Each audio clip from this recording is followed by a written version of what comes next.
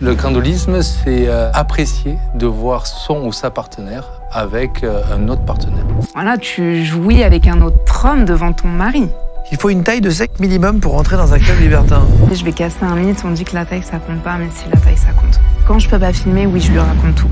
Et je lui raconte tout dans les moindres détails. Son premier gangbang, ça c'était le Graal pour moi. Et au fil de la discussion, quand on est à table, je me rends compte en fait que c'est des scats.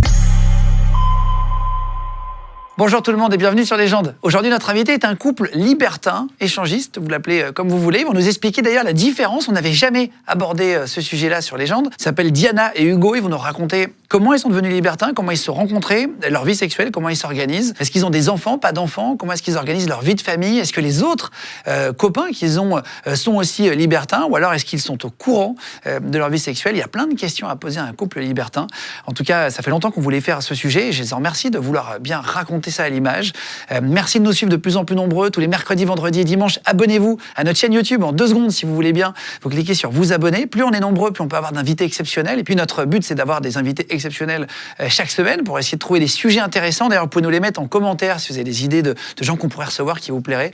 N'hésitez pas à liker la vidéo aussi, puis la petite cloche pour être au courant des prochaines sorties. Et puis on est en podcast audio sur la route. Vous pouvez nous écouter sur Spotify, Deezer ou Apple Podcast aussi. Et alors, avant de commencer, je voulais remercier notre sponsor, c'est MyHeritage qui sponsorise cette vidéo.